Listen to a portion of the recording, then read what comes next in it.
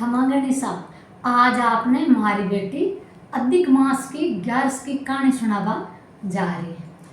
तो एक बार की बात ही, एक बार राजा युधिष्ठिर और भगवान विष्णु बैठकर बातचीत कर रहा। तो राजा युधिष्ठिर भगवान विष्णु ने पूछे कि भगवान विष्णु, आप मैंने अधिक मास की 11 का बारे में बताओ। तो भगवान विष्णु बोले कि 3 साल में एक बार अधिक मास आवे और वो अधिक मास को महीनों मन बहुत ही प्यारो महीनों लागे।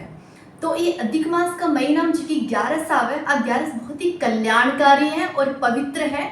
तो आज मैं आपने राजा युधिष्ठिर ये अधिक मास की 11 की कथा सुनावा जा रहे हूँ।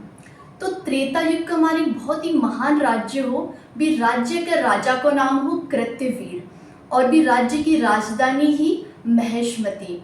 तो भी राजा के 1000 राणियाँ ही। तो राजा आपकी सारी राणियों बहुत ही प्यार करतो और बन एक समान राखतो, पर भी राजा को कोई भी संतान को नहीं।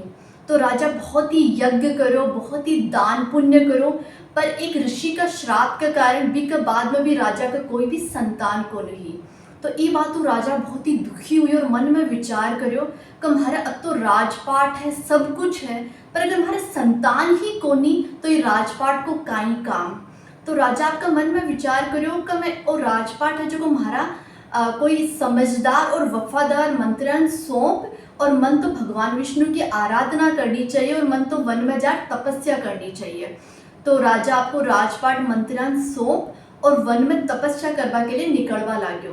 तो अत्ता में राजा की एक रानी आई। वह रानी बहुत ही गुणवती ही और वह राजा हरिश्चंद्र की बेटी ही। तो वह रानी बोले कि मैं एक पतिव्रता नारी हूँ, अगर हमारा पतिदेव ही अगर वन में जा रेसी भटे तपस्या करसी सारो और राजभोग त्याग देसी, तो मारो ही महल में काहे काम। तो रानी भी आपका सारा गहना वगैरह निकाल दाशन दे दिया और बाबी राजा के साथ वन में चाल पड़ी। तो राजा और रानी दोनों वन में चले गया। तो जो का राजा बे तो भगवान विष्णु की आराधना कर रहा, तपस्या कर रहा, और जो की रानी ही बा राजा की सेवा पानी में लाग गई। यहाँ करता करता 10,000 साल बीत गया, पर बन भगवान विष्णु का दर्शन कौन हुआ। तो रानी आपका मन में विचार कर और ये बात तो बहुत ही दुखी हो जाएगा रानी कि अब मन ही समस्या को कोई ना कोई उपाय निकाल लो पड़सी, ताकि हमारे भगवान विष्णु का दर्शन हो जाए और माँ की इच्छा की पूर्ति हो जाए। तो जो कि रानी ही वह पास की कुटिया में गई, झटे माता अनुसुईया रहती ही।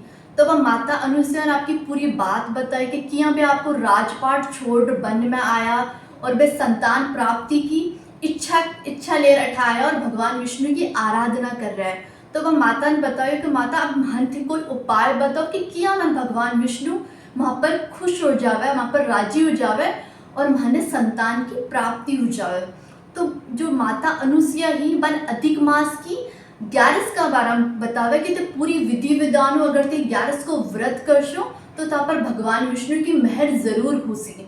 बिक बाद में रानी राजा कन गई और राजा ना पूरी बात बतावे जो कि माता अनुसुईया ने बताई कि किया भी एकादशी को व्रत कर सके और ब्यूं बन इच्छा बाकी संतान की इच्छा पूर्ति जरूर हो सके। तो बी के बाद में अधिक मास आई और अधिक मास की 11 आई, जहाँ दोनों पति पत्नी आपका सच्चा मनु 11 को व्रत करे, पूरा विधि विधानु और भगवान जागरण रखे, भगवान विष्णु को नाम जप करे, भगवान विष्णु की आराधना करे। तो भी के बाद में भगवान विष्णु प्रकट हुए और भगवान विष्णु बाकी दोनों की भक्ति बहुत ही खुश हुए और मन बोले कि वो जो अधिक मास को महीना बहुत ही प्यारो महीना है और ये महीना का मायने कोई भी 11 को व्रत करे तो बापर माँ की भारी मेहर जरूर हुए। तो बोलो कि थन काई चाहिए, काई था की इच्छा है।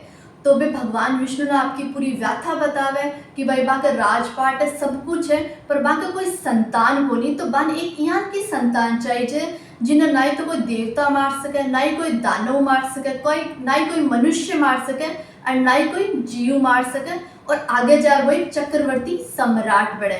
तो भगवान विष्णु बोले तथास्तु, थाकी इच्छा की पूर्ति जरूर हुसी। बिक बाद में राजा और रानी दोनों आपका महल में चला जावे और थोड़ा टाइम बाद में बाकी एक संतान हुआ जो कि बहुत ही गुणवती हुआ और आगे जा चक्रवर्ती सम्राट बने।